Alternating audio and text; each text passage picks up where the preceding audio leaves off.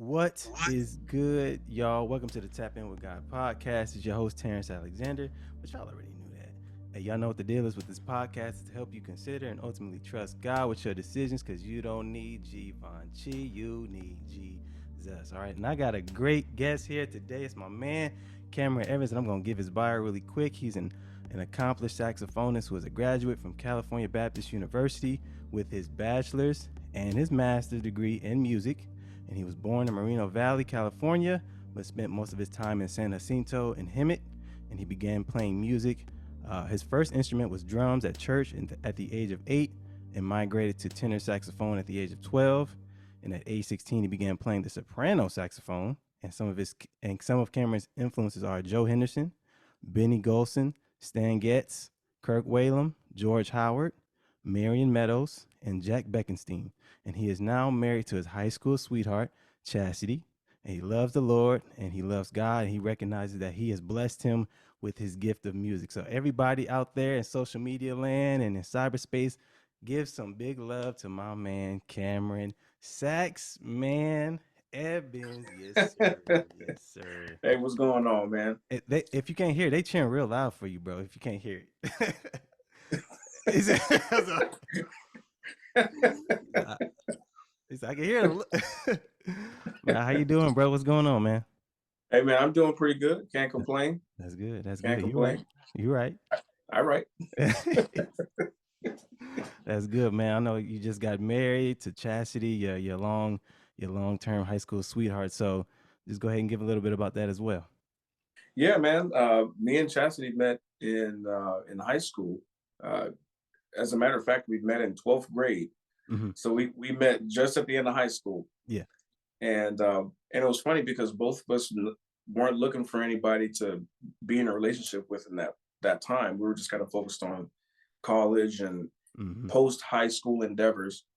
And prom season was coming up. We've already befriended each other before then because we had this economics class together, and we used to kind of joke around, and do work, work on projects together in the class. And prom season was coming up, and I was trying to figure out who I wanted to go to prom with.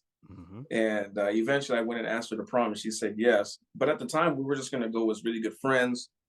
And then one thing led to another, and we've been together for 7 years, and we just got married in September. So, yeah, it's a beautiful thing, man. And just to be committed to someone for that long, and even just to meet someone in high school, to still stay with each other after high school, that's a beautiful thing, man. That's rare.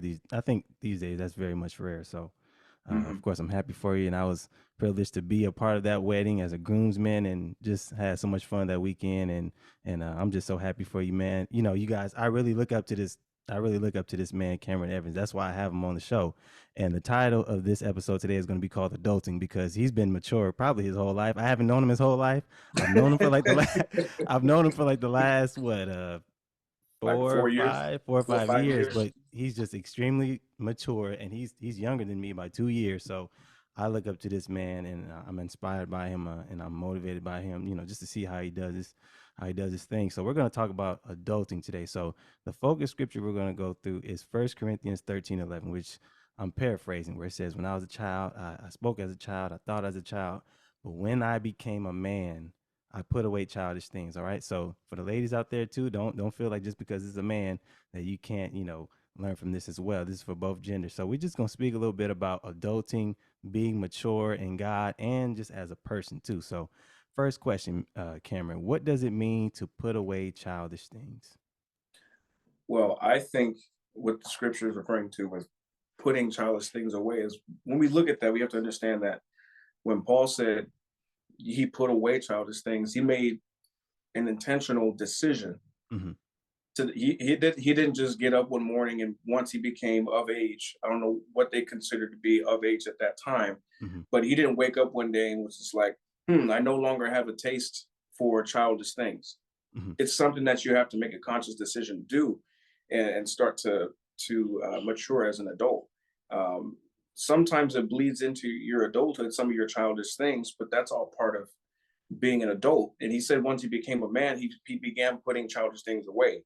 And it doesn't just happen like that. You have to think about all the childish things that you were being a part of in your adolescence, and actually start to shed some of that off Hmm. to mature into the adult and the person of God that you're supposed to be. Absolutely. Just like you said, it takes a conscious decision. Sometimes you got to choose to be, forgiving. You have to choose to be loving. You have to choose to go to work. You know what I'm saying? You got to choose to sacrifice and save some money, because you don't want to be spending it all. It just takes a conscious decision. And thankfully, the Lord, He gives us that freedom to make those decisions to do what we need to do to see if we'll actually, mature and grow up in Him. So, beautifully said, Definitely. bro. Beautifully said. Give me one more second as I pull up the next question really quick. Here we Okay. go. All right. So it says, if you care to share, what circumstances in your life cause you to become mature as a person and in God? Well, I think one of the things, it's not limited to this one particular situation, but I Mm-hmm. think um, understanding and trying to figure out the trajectory of my relationship with my now wife. Um, there are certain things that you become set in, Mm-hmm. certain things that you become that become part of your routine, and sometimes unconsciously you start developing certain character flaws, and that's just kind of the case with being a human being. You start to um, evolve and change as an individual, some good, some bad. Um, but when you really care for somebody that much, and when you really love somebody that much, you start to um, do some soul searching, Mm-hmm. and you start finding things within yourself that you're thinking to yourself like, wow, I really shouldn't be doing that, and I'm getting ready to get married, and this is kind of a game changer. I don't want to bring any of this into my marriage. Mm-hmm. And so from that point, not saying that I wasn't doing any soul searching from before that point, but it really sunk in and really hit me in the face in that time when I was looking to marry my high school sweetheart. Um, within like the next few months or so, or a year, or whatever the case was. Mm-hmm. And there are just certain things you can't take into marriages. You got to nip some things in the bud, and you got to mature. You got to grow up, Mm-hmm. and you're not too old to grow up. You know. Uh-huh. Big facts, man. Beautifully said.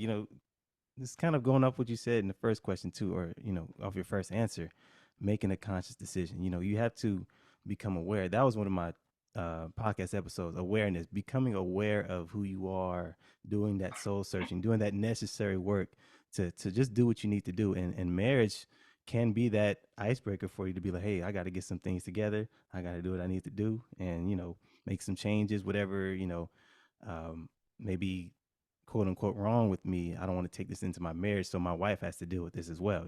So Hmm. beautifully said, man. Beautifully said, bro. But yeah, so the next question. You are recently married, just like you mentioned to your wife Chastity. So how does it feel to be responsible for someone else beside yourself? And do you feel like your plate of maturity is expanding? I think it's been a real humbling experience for me.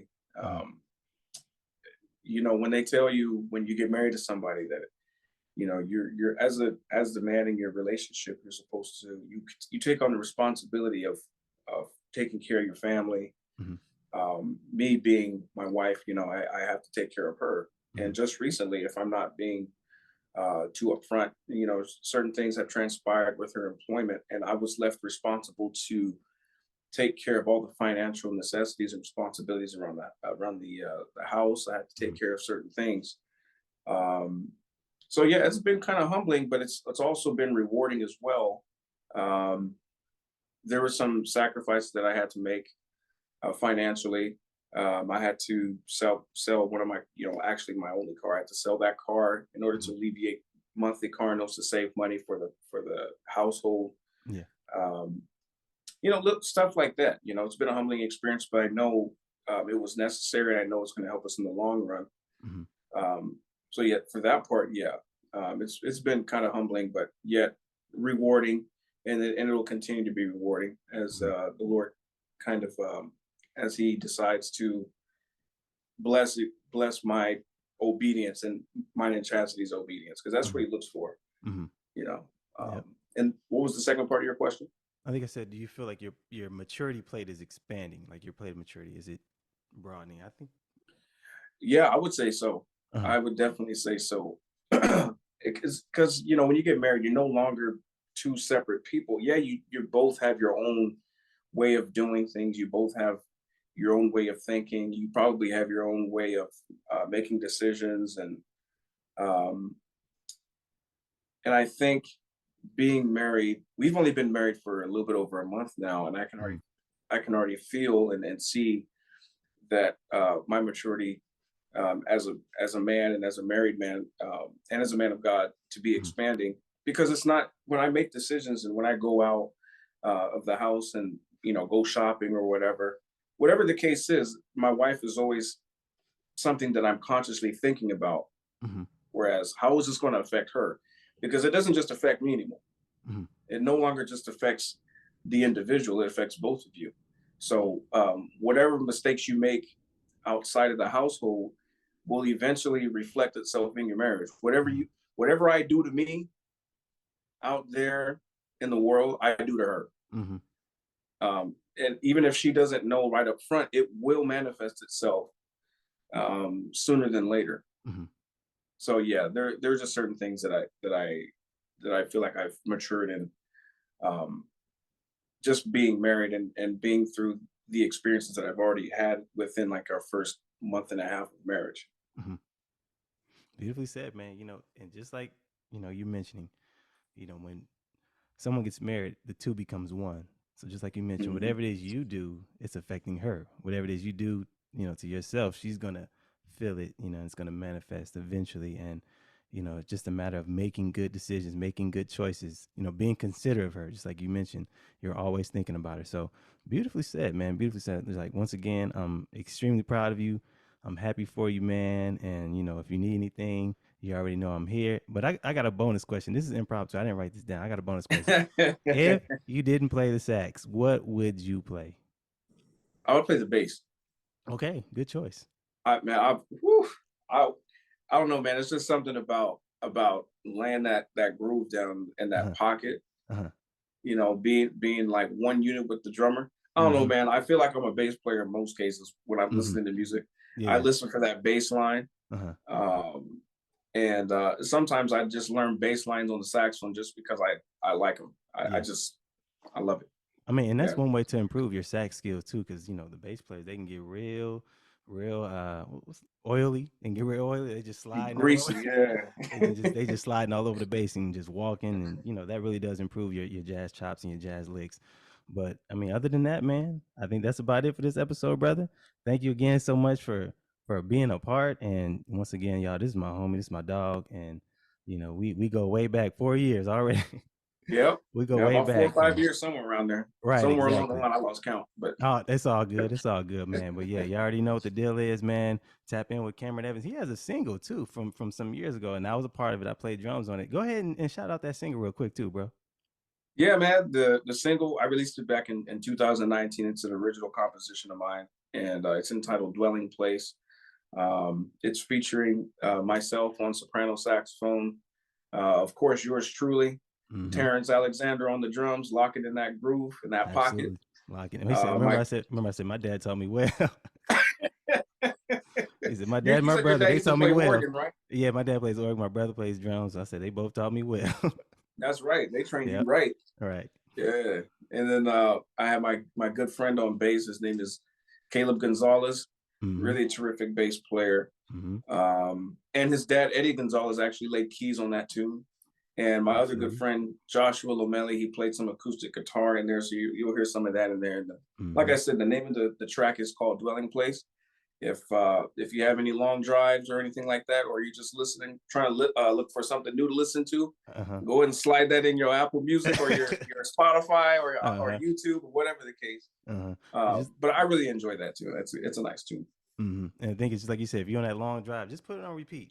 Just play. That's right. Just play it for the next 2 hours. You're in traffic. It's traffic everywhere in California now. So look. Yeah, you're right. Put that on your. He said, "Yeah, you're right." Cameron said, I went through that last week. Said, you and I both know we went through that last week. Oh, we sure This did, traffic, man. this traffic everywhere. But yeah, man, thank you again, bro. Once again, y'all, Thank this you, is man. Cameron Sachs, man. Evans, go ahead and tap in with some maturity because you're never too old to grow up. Y'all know what to do. Y'all know what I'm going to say. Do good, be wise, trust God. Peace out, y'all.